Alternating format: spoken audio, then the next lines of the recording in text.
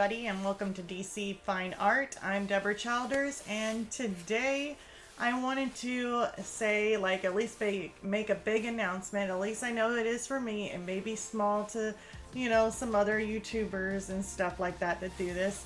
But we just reached a marker. We just reached 100 subscribers, and I am super excited about that. That makes me so happy. And I know it's, some people look at it as like, oh, it's just a little bit. But you know what? To me, it doesn't matter if it's 1, 2, 3.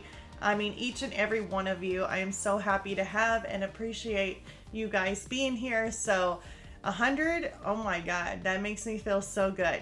Just knowing that, I told my son, I was like, can you just imagine what it would be like if you sat in a room with 100 people in there? I mean, that's a lot of people. So I am super excited about that, and I wanted to say, yay, we reached 100, woohoo! And so, anyways, besides that, we're gonna go ahead and work, and I'm in my new studio. As you can see, I've got still some messes back there, but other than that, I got some of my pictures up. I finally got to organize a little bit. Just a little bit. Probably could organize better, but I am really happy about it.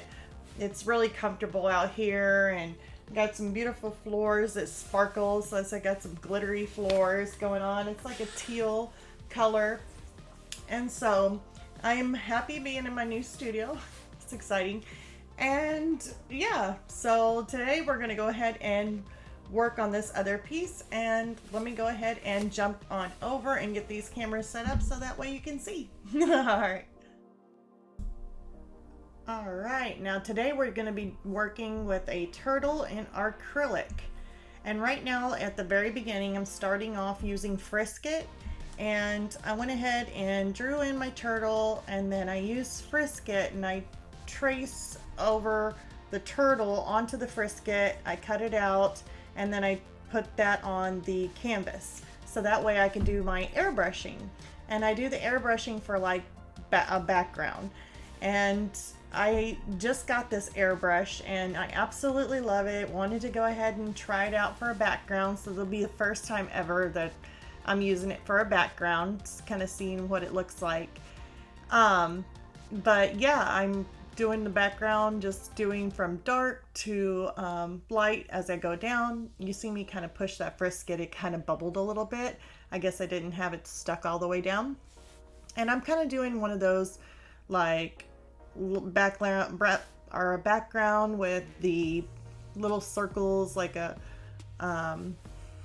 always want to say it's a boat. What is it? I can't even pronounce the name. God, words are leaving my mind tonight. I think I've been tired. But yeah, I'm doing the little circles with the airbrush and just lightly going over it. And I'll just continue putting in these circles from small to big. And I'll just put them all over the place. There really isn't no, order to it. Just doing it to where I think it looks pretty. So in this, I'm just going around with the airbrush is all I'm doing, and I only do this for the background, and then after that I'll take off the Frisket and then I'll start doing the acrylic painting.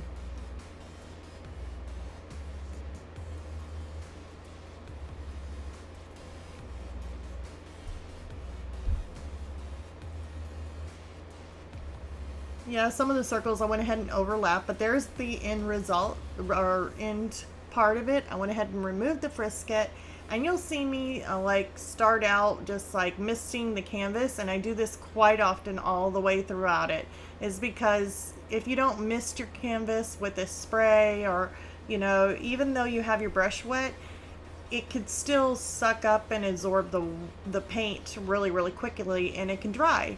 And what happens is if you take your brush and you swipe over it, yes, you've got wet paint on it. But as you're going with your swipe, you'll notice that it'll start drying out, leaving those bumpy, kind of like your canvas tooth will kind of poke out a little bit.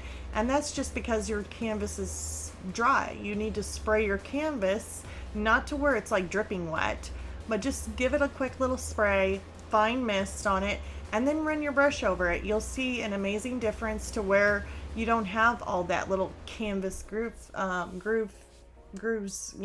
of coming out. So that helps you have more of an even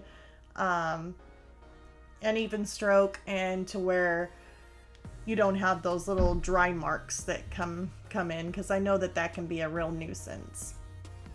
Now, the canvas that I am working on is the Fredericks, and it's the, let's see here, it's the watercolor canvas board, or the panel, because I like working with panels. So I'm using that. And then the paints are the Liquitex Basics is what I'm using for the paints. And they're a thinner paint, but it's still, I kind of use whatever I can get basically. But I am using Liquitex Basics on this one. Now, I don't know if I have any of the heavy body stuff.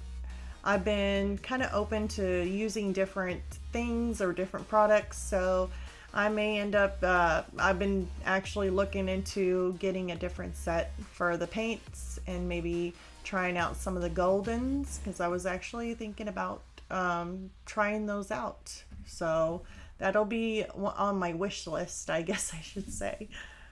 Trying out the Goldens. I heard that they were really good, so I don't know. It's either that or that other brand. I think they look like they're good. It starts with a U. It's like Ertrich or something. I don't know. I have no clue on the paint stuff, but yeah, definitely want to give other paints a try.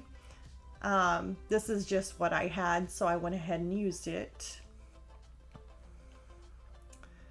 But in my painting here, all I'm doing is working in layers. So it's kind of like the same concept that I usually do with all my paintings. So I won't be doing a voiceover throughout the whole entire thing, a whole entire video, because that can just get very, very repetitive. But the main goal on creating something that looks more realistic is whenever you have a reference photo and you're looking at a reference photo, it doesn't matter what reference photo it is, whether or not you took it or not. Always look, and hopefully it's a good reference photo where you can see the transition in colors. So that's one of the main things I like looking at is the colors. I try and think of whatever it is that I'm painting. I don't really think of it as being I'm painting a turtle or this is a turtle shell.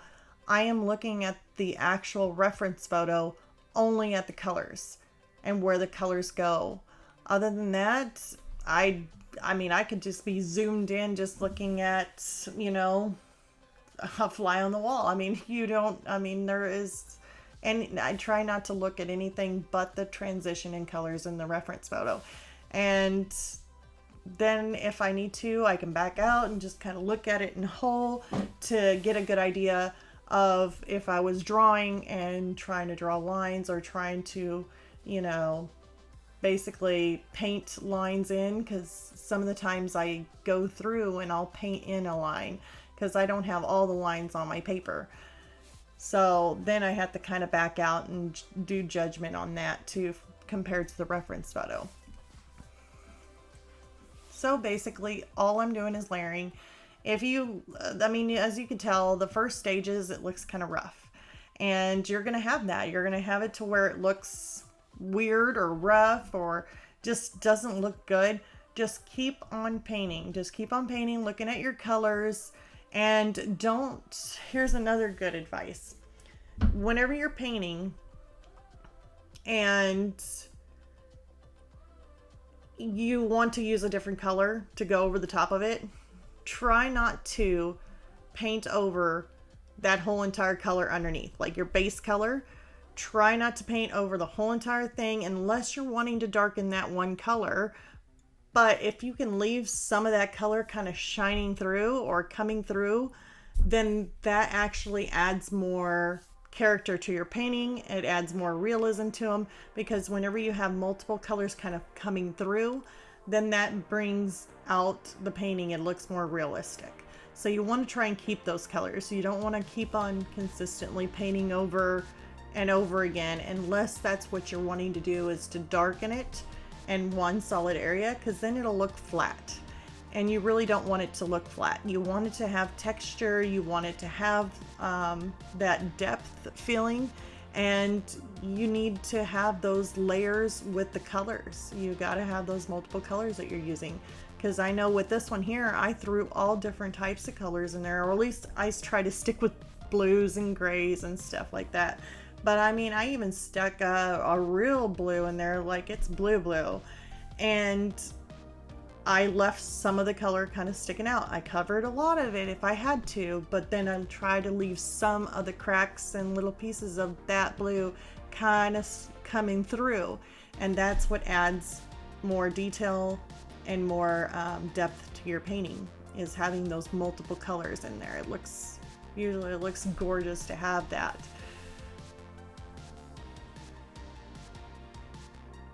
And you'll see me several times. I'll be working on this shell for a little bit, because I know everything's in layers. You work on something and then you stop, and then whenever you go back to it, you're just like, okay, I see something else, and you'll end up going back and you'll start adding some more colors to it, more highlights. But with our acrylics, it's really nice because it does dry quick. But if you end up spraying your palette and spraying your canvas down, and you do that, every so often, just kind of checking to make sure your paints aren't getting too thick or too dry, you just want to spray them. And then I have no problem with them drying.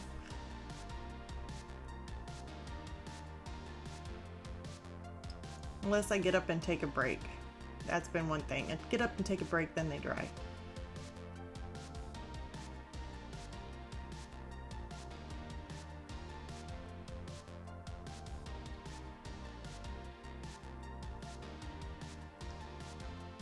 But the most of this painting is just adding in layers, adding in different colors, adding your highlights. Usually you want to go with your darks first, then add your highlights on top. So that really does work. It works very well to give it more dimension to whenever you do that.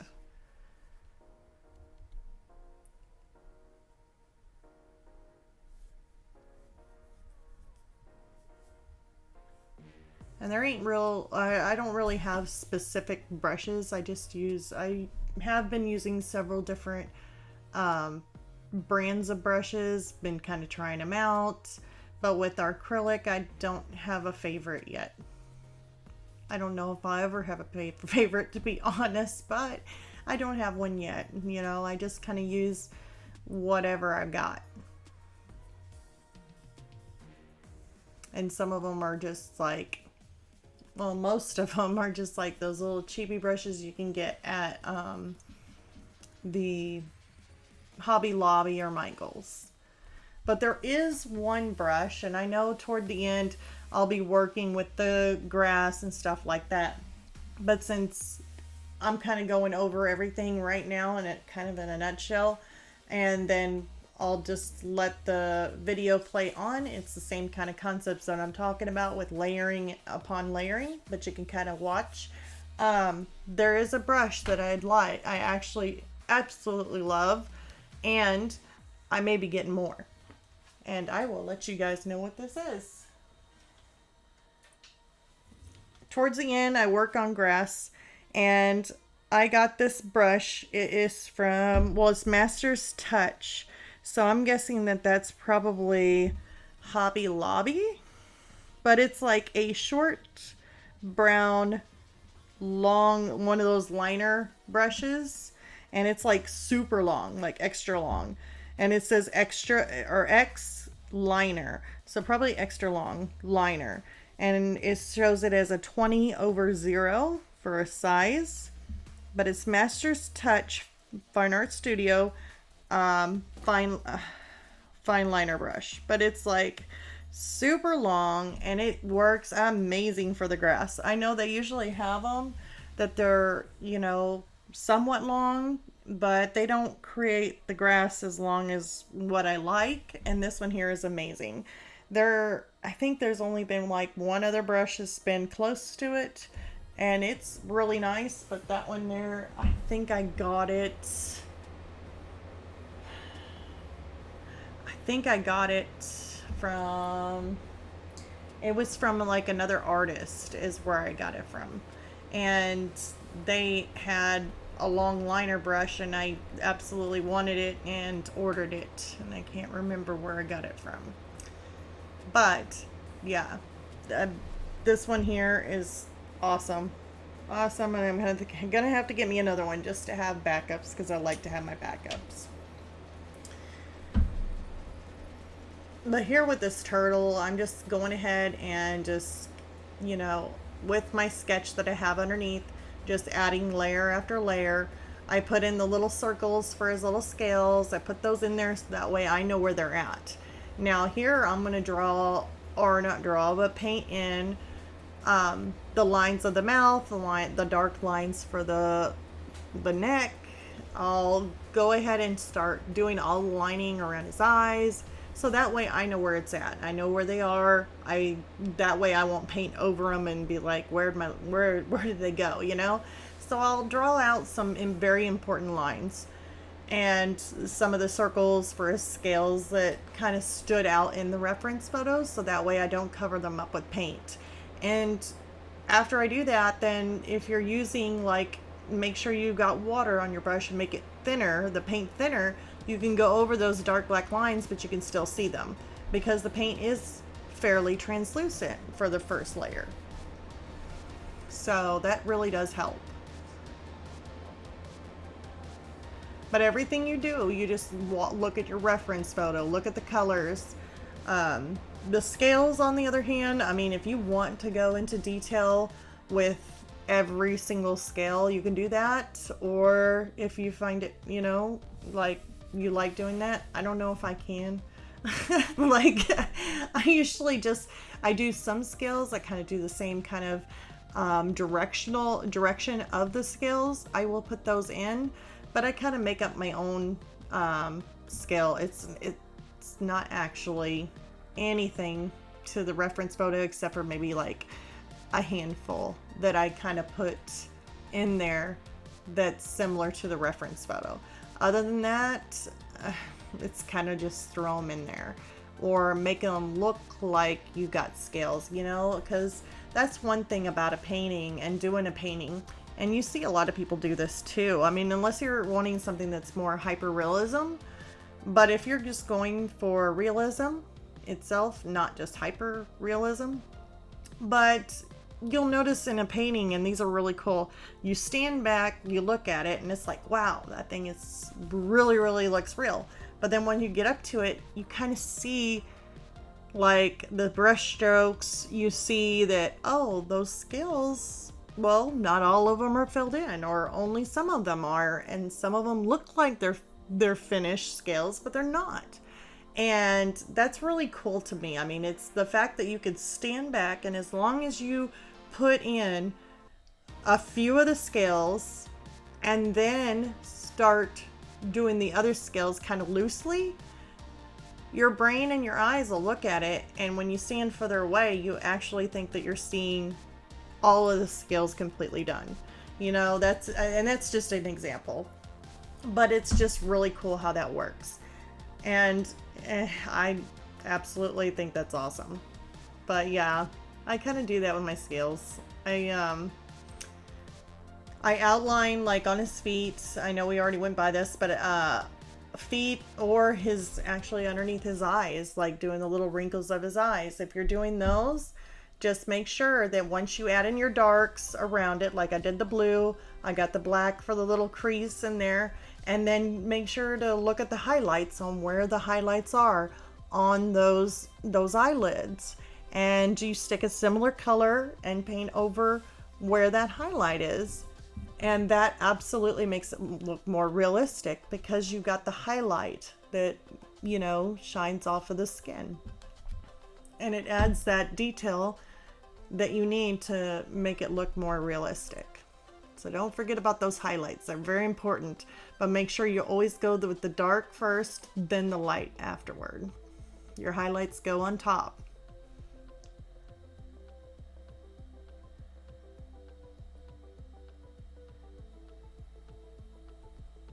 And also, if you're new here, go ahead and click. I would definitely love it if you go ahead and click the like and the subscribe. That definitely helps me. And also, I wanted to thank everybody for being here. So I do appreciate each and every one of you. And if you have any comments or questions, just leave them down in the comment section below. I love to read your comments. I read it and check on my videos all the time, just seeing if I make sure that, you know, no one hasn't made a comment and I didn't see you. I usually keep track of that and do my best to answer every comment. So I would definitely like your feedback and maybe something that you would be interested in seeing me do. I usually do different mediums. So I work with color pencil, I do watercolor, like little watercolor stuff. I work with oil pastels, soft pastels, and I just do different stuff. And every now and then I'll throw in doing a review. So I don't do those all the time, but I do reviews whenever I get something that I'm absolutely want to do a review on, you know, or it's something that I haven't covered. So yeah, definitely, if you're new here, click the like and subscribe. That way YouTube can let you know whenever I have a video. I usually try posting on Wednesdays or Thursdays. And last week I was a little late because I was moving into my new studio. So it ended up being, you know, a few days late. But yeah. And then also I have a Facebook page that I created. I got that listed down below. And it is for anybody who wants to post any other artwork or like their work in progress artwork. Basically it's just like a artist hangout there.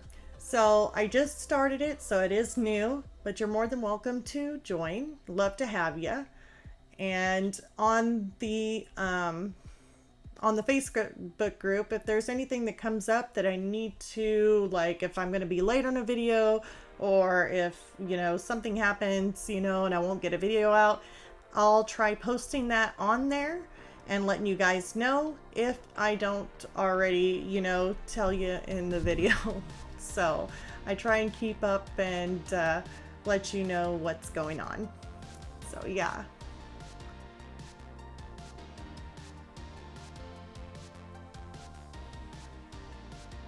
Alrighty, well, I'm gonna go ahead and let this play out because we're about getting to the point of, well, we're gonna be doing his neck and then we'll be doing the grass, which is absolutely fun. I love doing the grass and I absolutely love that liner for doing the grass. So yeah, definitely. And if you're curious on what products I use, I'm gonna go ahead and list them in the description below so that way you guys can see what I used to create this piece. All right, you guys, I hope you all enjoy and I'll see you all next week. Bye.